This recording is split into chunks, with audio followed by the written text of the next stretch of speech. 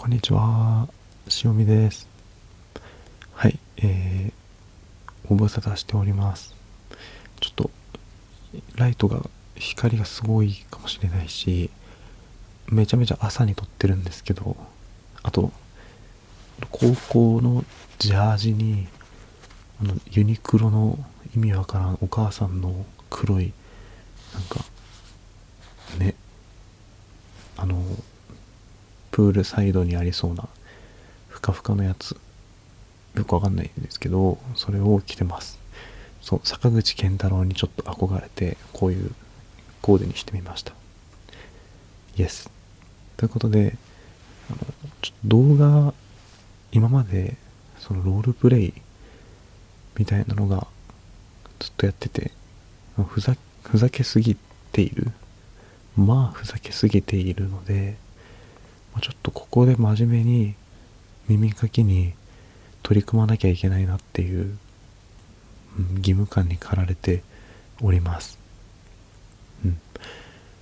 そう、なので、この動画は完全に寝落ち動画となっておるので、ちょっと昼に今見てしまった方は、一旦社会と戦っていただいて、夜にまたお会いできたら嬉しいです。頑張ってください。そしたら、僕がずっと耳かきとか綿棒とかいろいろやるんで、適当に寝てください。よろしくお願いいたします。じゃあやっていきます。そう、マイクがここにあるんですよ。見せますね。このモサモサ毛むくじゃらがあるんで、ここにやっていきます。何やってるか見えなかったっていうコメントはなんなしで、そこは黙っていただきたいので頑張ります。よろしくお願いします。では皆さんおやすみなさい。ライト下げるか。いい。失礼します。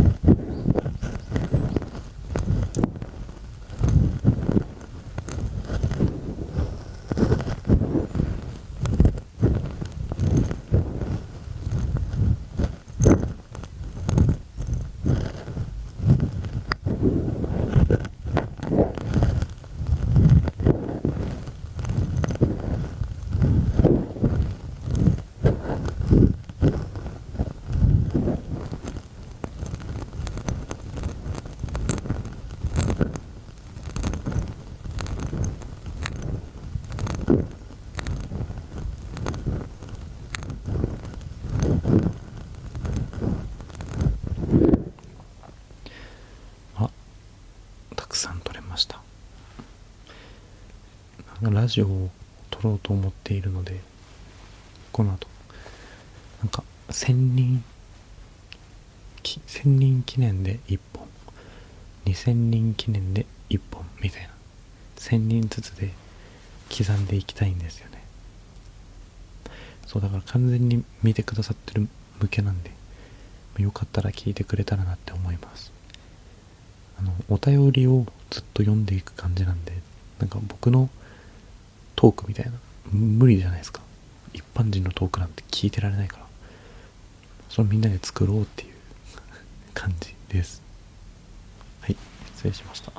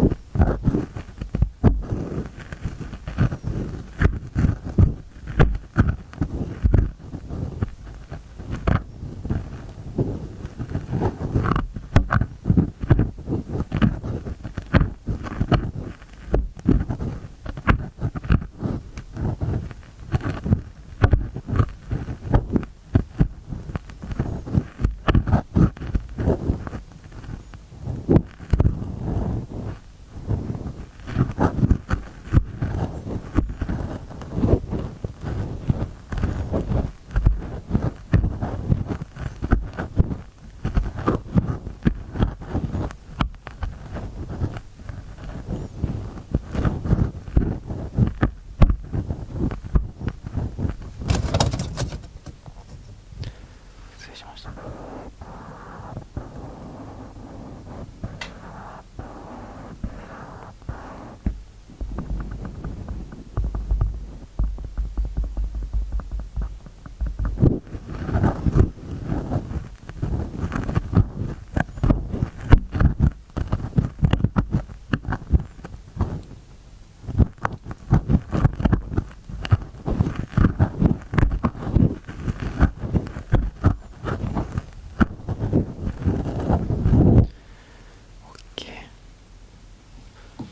ちょっとまだ寝れてない方は今から寝かせます。じゃ一旦ですね、今日あったこととか、昨日でも一昨日でも、はるか昔、はるか未来の話でもいいので、なんか楽しかったこと、あの時よかったなーって思えることを思い出してください。なんかありませんでした？小学校とかのなんか楽しいことや嬉しいことを思い出してみましょうっていう変な放送ありませんでした？俺の高校だけ？小学校だけ？わかんないけど、ちょっと思い出してみてください。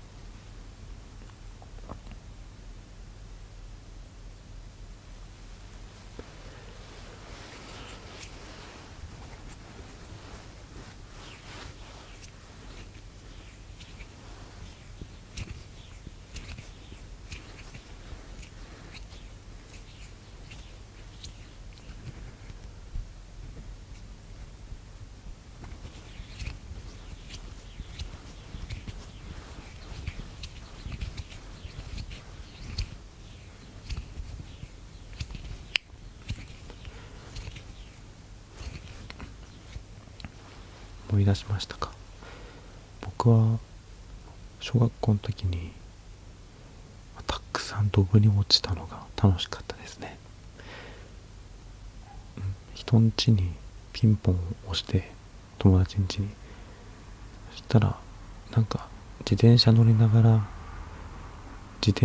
らピンポンを押したら、後ろのタイヤが砂利道に取られて、気がついたら僕チャリ乗ったまま川にドボーン、ザリガニのいる川にドボーンって感じで、そこからザリガニと共同生活を始めさせていただきました。ピースピースって感じなんですけど、はい。じゃあ次は綿棒をやりますね。失礼します。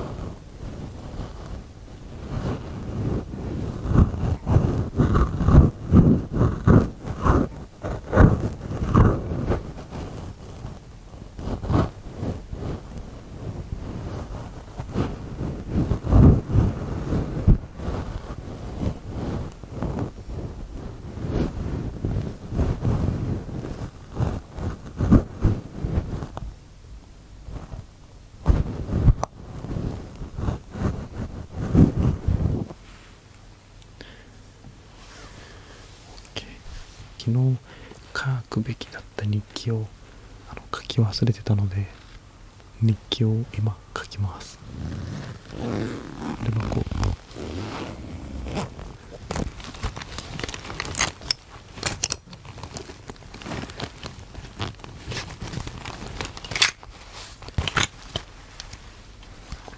僕は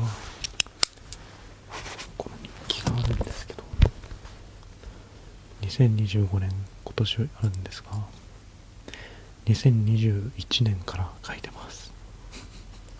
だからもう5年目4年目かな、12345年目か、今年5年目の日記なんですよね。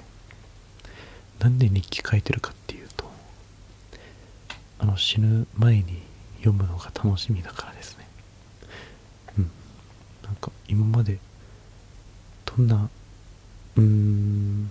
何人の人を好きになったかっていうのを数えたいですね。未だに、6000、あんまり人数とか言いたくないですね。一人です。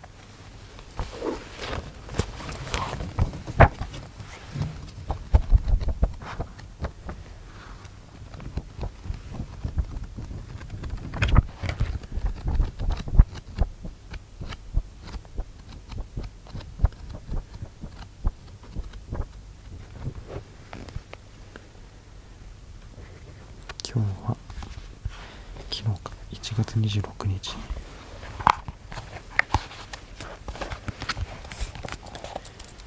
きます。天気は晴れでね、風がすごい強かったんですよ。で1日バイト、1日バイトでこんな感じ。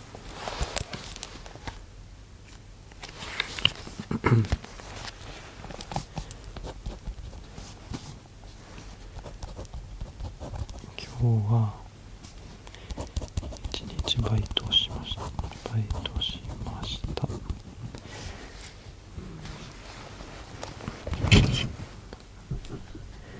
普通に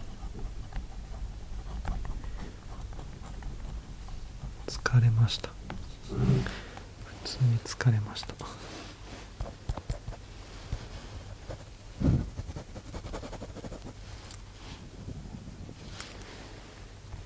でも11時から9時半までほぼ12時間労働どういうこと？ 12 時間労働ってどういうことって感じですよね。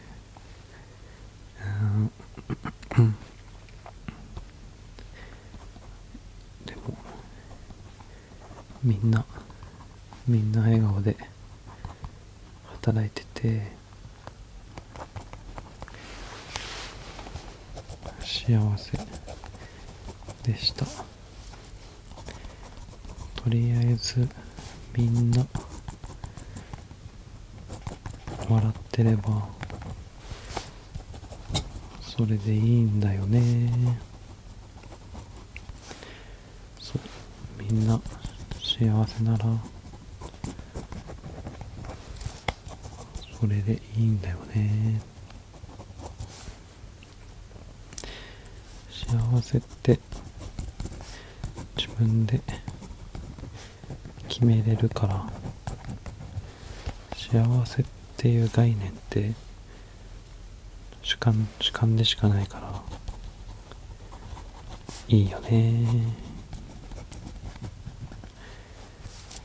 今日明日も笑えたらいいな。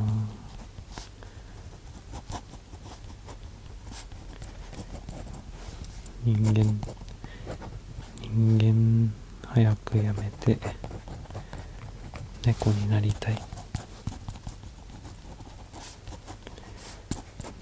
猫になりたい。猫の絵を描きます。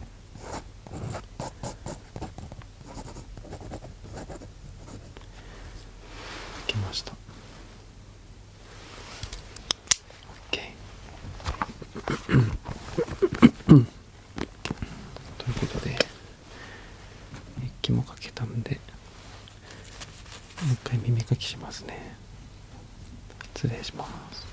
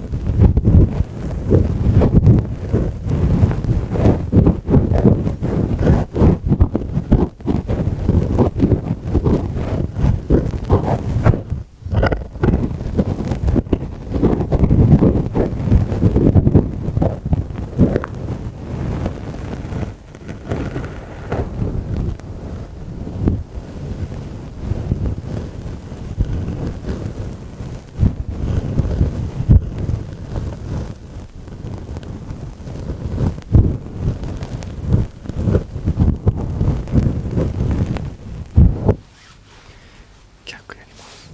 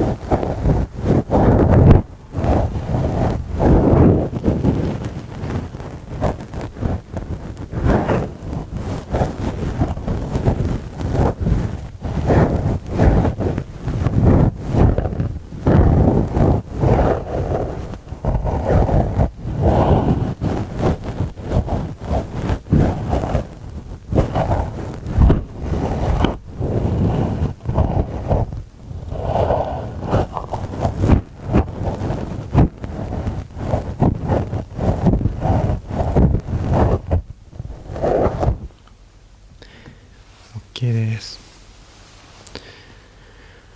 まだ起きてる方、手を挙げてください。10人ぐらいいるね。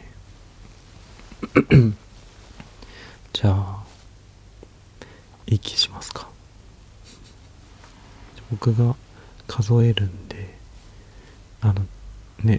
8秒ぐらい吸いますね。まずゆっくり8秒吸って、で8秒止めます。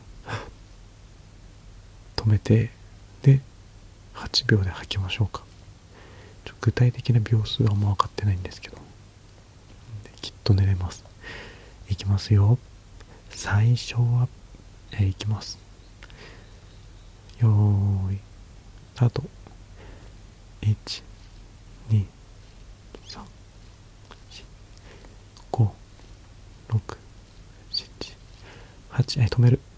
1、2、3、4、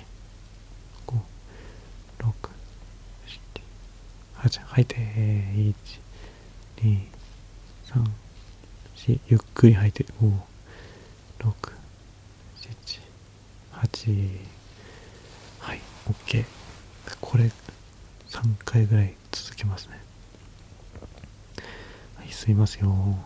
吸って、1、2、3、4、5、6、7、8、止めて、1、2、3、4、5、6、7、吐いて、1、2、3、5、6、7、8。どうですか？結構息吸えたんじゃないですか？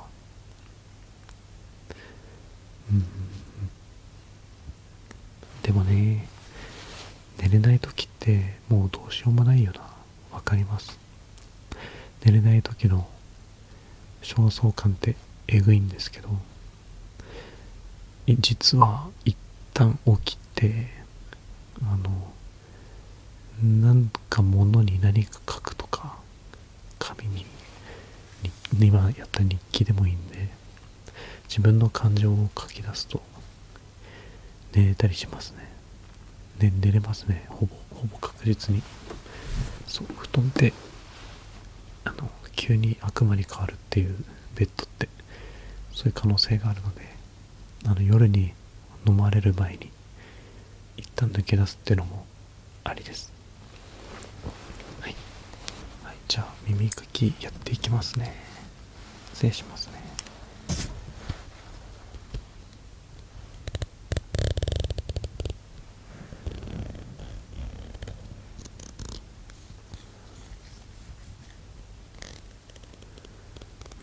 この音わかんないわ。なんかこれでやったらどうなる？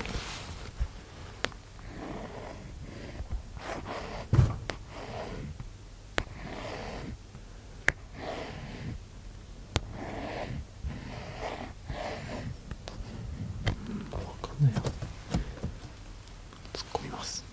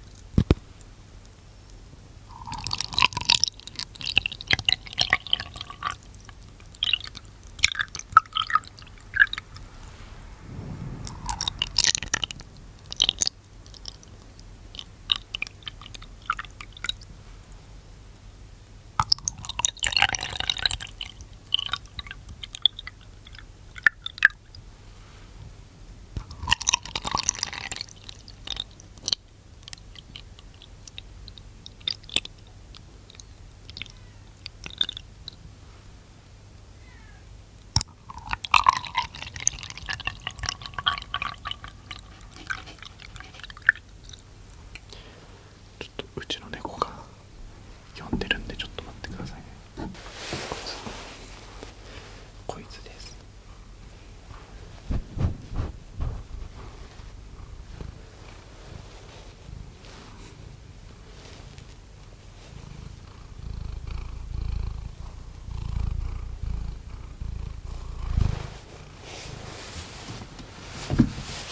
ブラシします。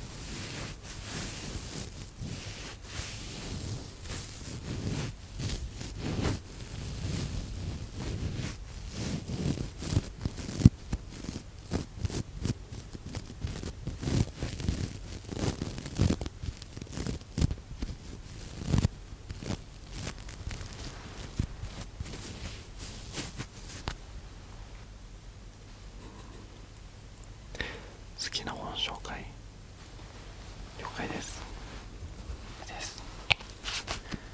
たくさんあるんですけど、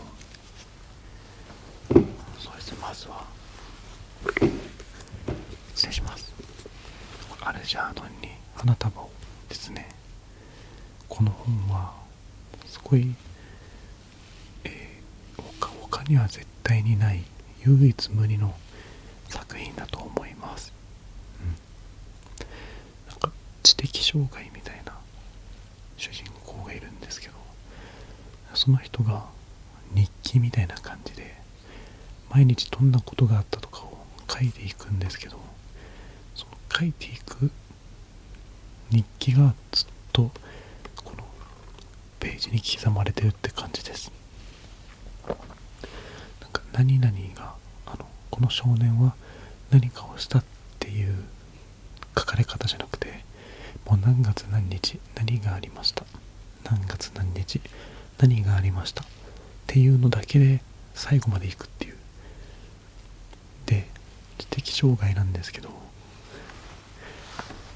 最初はもうね、漢字も日本語もなんかままならない感じで、ほんとひどい日本語みたいな、もう誤字しまくりみたいな感じなんですけど、途中で研究の博士みたいな人になんかね、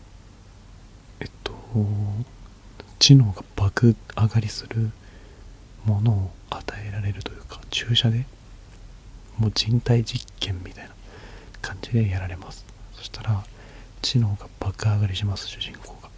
で、漢字とかもめちゃくちゃ書けるようになって、普通に頭めっちゃいい人になるんですけど、で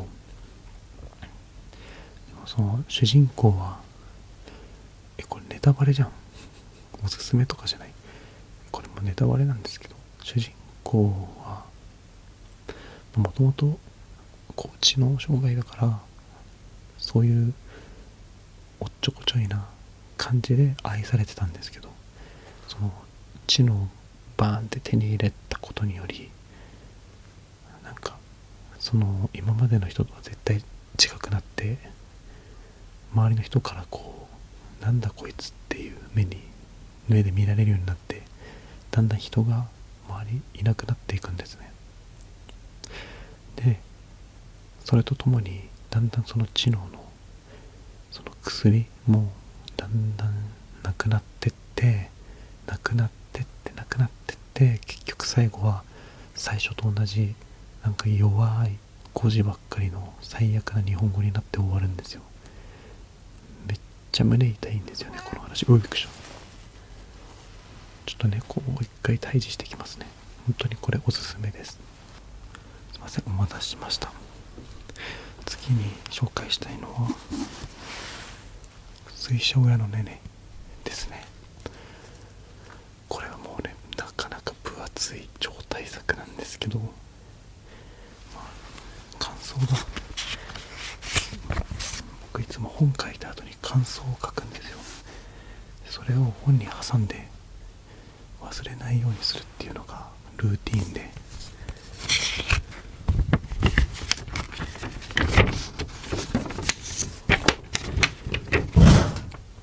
読みますね。水車小屋のねね。理不尽すぎる親から離れて、姉のリサと妹のリツっていう2人が親からもう離れて頑張るっていう話なんですよ。でも姉が本当に偉い話で、こう理不尽な親から離れて、その まだ小学校の妹のリツを高校生のリサが自分でバイトとかずっと働いて、もう自分は学校なんかいいからみたいな、もうリツをこう立派な大人にさせるっていうので頑張ったんですよね。で、その水車小屋のねねっていうねねはなんか鳥、オウムみたい、ヨウムっていう鳥なんですけど、頭が良くて、その踊ったりとか人の言葉を真似して喋れたりするんですよ。で、そのねねと共に一緒に成長していく物語です。そうですね。最初その水車小屋っていうとこに移り住んで、そこでは蕎麦屋を、その水車小屋に住んでた奥さんとかが蕎麦屋を経営してて、そこで姉のリサはずっと働くんですよね。その水車小屋の中にヨウムのネネっていう鳥がいて、そのネネと妹のリツが一緒に部屋でなんか本当に世話しない日々を送るって感じ。平和な日々を。で、最後だんだん一緒に大人になっていくって感じですね。もうこれはね、人生と言いますか、長いですけど、すごい平和な心温まるお話だと思っております。僕はとても大好きですね。こういう姉のその妹のために生きるっていうこの無条件の愛みたいなものを僕は頑張りたいなっていう、僕も誰かのために生きなきゃいけないなって思ったっていうきっかけでもあります。なので僕はあなたのためにたくさん動画を撮ります。はい、以上です。次が世界の終わりとハードボイルドワンダーランドっていう話ですね。これなんですけど、僕が小説にハマったきっかけ、第一作目って感じで本当に大好きなんですよ。ファンタジーなんですよね。すっごいファンタジーな話なんですけど、この世界の終わりっていうお話とハードボイルドワンダーランドっていうお話が別なんですよね。これが同じじゃないんですよ。で、世界の終わりっていう章が一章語られたら、次の第2章でハードボイルドワンダーランドの話で、次世界の終わりのその第1章で話した続きの話がなって、その次の章でハードボイルドワンダーランドの続きの話がなっていくみたいな、入れ替わりで話が進んでいくっていう、交互に。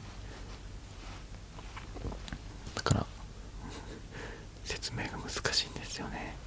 世界の終わりの方がめっちゃ面白くて、人間がもう本当に終わった後の世界みたいな、終わったというの難しいんですけど、影に人間って影がついてるじゃないですか。普通に日差しに当たった時の後ろにいる影、あれをこの世界の終わりっていうとこではぶった切るんですよね。影を切り離すっていうか、人間と斧で人間とそれについた影をぶった切るんですよ。でそうするとその世界の終わりに入った人間は人間としての心を、例えば罪悪感とかなんか倦怠感とか焦燥感みたいなものがこう失っていくっていう感じになっていくんですよね。それがめっちゃ面白くて読んでみてください。あんまり伝えるのも結構難しいんですけど、本当にね、本当ここに自分がいるような感覚になります。面白いです。はい。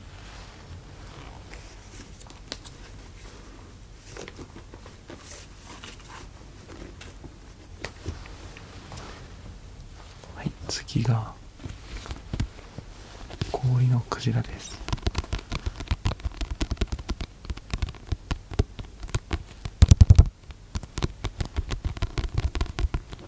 この氷のクジラ大好きなんです。分厚いんですよ。これももうね、僕はこの話大好きで、ドラえもんなんですよ。クジラなんでクジラなのにドラえもんなんだってなるんですが、それは本当に分かんないんですよね。なんかその秘密道具と話を交えて進んでいく話で、ごめんなさい、2、3年前に読んだんでちょっと記憶がやばいんで読んでみてください。